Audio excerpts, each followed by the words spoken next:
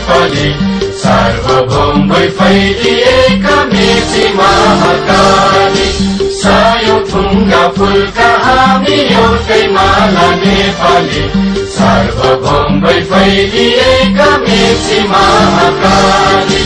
प्रकृतिका कोटि कोटि सम्पदाको आचल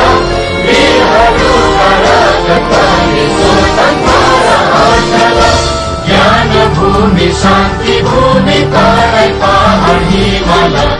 अखण्ड यो प्यारो हाम्रो मातृभूमि नेपाल बहु जाति भाषा धर्म संस्कृति छ